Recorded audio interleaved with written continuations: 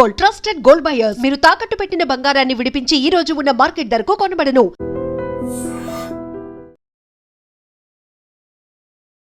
నమస్తే, welcome to I dream talking point with Kavitha.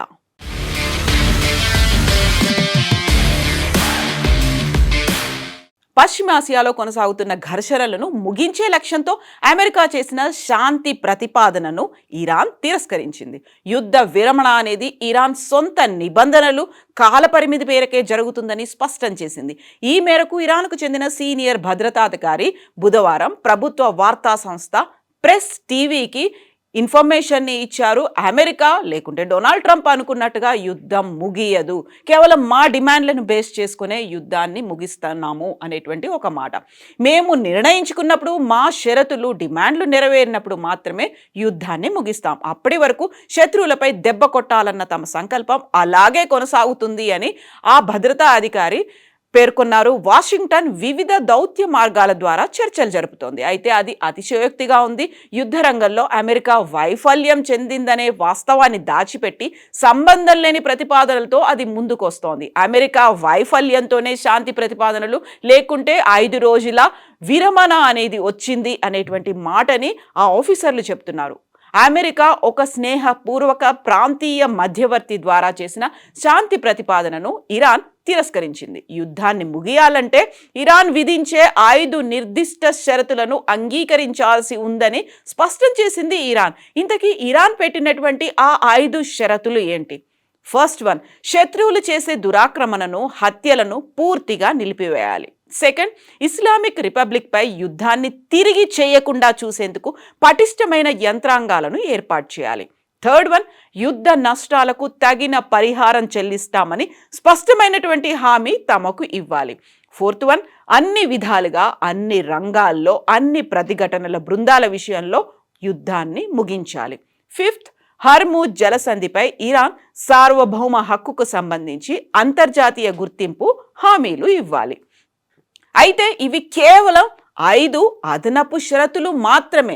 February 28న America, ఇజ్రాయెల్లు ఇరాన్పై దాడి చేశాయి. దానికి కొద్ది రోజుల ముందుగానే జెనీవాలో జరిగిన 2వ విడత చర్చల సందర్భంగా టెహ్రాన్ చేసిన డిమాండ్లకు ఈ 5 షరతులు అదనం అని ఇరాన్ భద్రతాధికారి చెప్తున్నారు. ఈ షరతులకు అమెరికా, ఇజ్రాయెల్లు ఒప్పుకోకపోతే ఇక ఎలాంటి చర్చలు జరగవు అనేటువంటి మాటను ఆ భద్రతా అధికారి చాలా క్లియర్గా చెప్తున్నారు. అంతేకాదు, నిర్దేశిత షరతులు నెరవేరే వరకు ఇరాన్ రక్షణ చర్యలు కొనసాగుతూనే ఉంటాయి అనే మాట చెప్పారు. అంటే డొనాల్డ్ ట్రంప్ చెప్పినట్టుగా 5 రోజుల పాటు విరమణ అనేది ఉంటుంది, ఒక బ్రేక్ ఉంటుంది అని చెప్పినప్పటికీ ఇరాన్ మాత్రం కంటిన్యూస్గా ఫైట్ కొనసాగుతుంది అనే మాటే చెప్తూ ఉంది.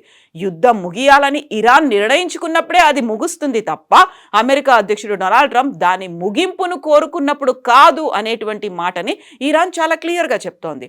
అయితే దీనికి ట్రంప్ కొన్ని ప్రతిపాదనలు కూడా చేశారు. అంతకు ముందే అమెరికా అధ్యక్షుడు డొనాల్డ్ ట్రంప్ నాయకత్వంలోని ప్రభుత్వం ఇరాన్కు 15 పాయింట్ల కాల్పుల విరమణ ప్రతిపాదనను అందజేసింది.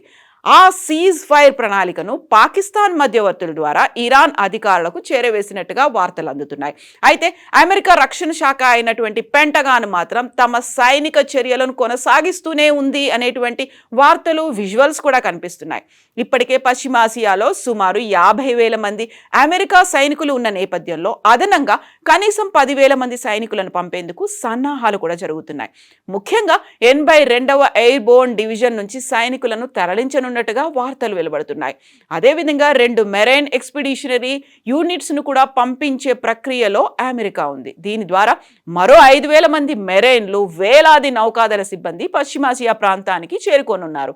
ఈ చర్యలన్నీ చూస్తుంటే అమెరికా ఒకవైపు చర్చలకు సిద్ధమవుతున్నట్టుగా కనిపిస్తూనే మరోవైపు యుద్ధానికి కూడా సిద్ధంగా ఉందన్న సంకేతాలు కూడా స్పష్టంగా కనిపిస్తున్నాయి. ఈ పరిణామాలు ఇజ్రాయెల్ అధికారులను ఆశ్చర్యానికి కూడా గురి చేశాయి. ఎందుకంటే డొనాల్డ్ ట్రంప్ 5 రోజుల బ్రేక్ అనౌన్స్ చేసినప్పుడు ఇజ్రాయెల్ దాన్ని యాక్సెప్ట్ చేయలేదు. ఇరాన్ కూడా యుద్ధాన్ని కంటిన్యూ చేస్తూనే ఉంది. ఇప్పటి వరకు ఇరాన్పై కఠిన చర్యలు కొనసాగించాలని కోరుతున్న ఇజ్రాయెల్ నేతలు అకస్మాత్తుగా అమెరికా సీజ్ ఫైర్ ప్రతిపాదనను చేయడంపై ఆశ్చర్యం వ్యక్తం చేసినట్టుగా సమాచారం అందుతోంది. అమెరికా నిర్ణయాలు ముందుగా తెలియకపోవడం కూడా వారికి అసహనంగా మారినట్టుగా తెలుస్తోంది. అసలు డొనాల్డ్ ట్రంప్ ఎప్పుడు ఎలాంటి నిర్ణయం తీసుకోబోతున్నారు అనేది ఎవరికి అంతుపట్టని వ్యవహారంగా మారింది. ఒకవైపు అమెరికాలో కూడా డొనాల్డ్ ట్రంప్ తీసుకున్నటువంటి నిర్ణయాలు, ప్రతిపాదనలు, డెసిషన్లు, డెడ్ లైన్లు అనేవి ఆశ్చర్యానికి గురి చేస్తున్నటువంటి సమయంలో ఇజ్రాయెల్ కూడా యుద్ధాన్ని కంటిన్యూ చేయాలని కోరుకుంటోంది. ఇరాన్ మాత్రం తాము పెట్టినటువంటి కండిషన్స్తో పాటుగా తాము అనుకున్నప్పుడు మాత్రమే యుద్ధం ముగుస్తుంది అనేటువంటి వార్తల్లోని, మాటల్ని, స్టేట్మెంట్లని ఇరాన్ కూడా చాలా గట్టిగానే చెప్తోంది. బట్ ఈ 28కి 4 వీక్స్ అనేవి కంటిన్యూ అయిపోతాయి. కంప్లీట్గా నెల రోజులు గడిచిన తర్వాత సెకండ్ మంత్లోకి ఎంటర్ అవుతుంది. అలాగే 5 రోజుల డెడ్ లైన్ అనేది కూడా, 5 రోజులు పెట్టినటువంటి విరమణ కూడా, బ్రేక్ అనేది కూడా పూర్తవుతుంది 28 కల్లా. What next? ఏం జరగబోతోంది? డొనాల్డ్ ట్రంప్ మళ్ళీ ఏదైనా మాట మారుస్తారా? ఇజ్రాయెల్, ఇరాన్లు ఏం చెయ్యబోతున్నాయి? ఈ 3 దేశాలు ప్రపంచవ్యాప్తంగా ప్రతి చోట, ప్రతి దేశంలో కూడా ప్రభావాన్ని చూపిస్తున్నటువంటి నేపథ్యంలో 28 తర్వాత మళ్ళీ ఇది కంటిన్యూ అవబోతోందా? ఏం జరుగుతోంది? ఎవరు మధ్యవర్తిత్వం వహించాలి? బోల్డ్ అన్ని క్వశ్చన్ మార్క్స్ అయితే కనిపిస్తున్నాయి. మీరేమనుకుంటున్నారో కామెంట్స్ రూపంలో తెలియజేయండి.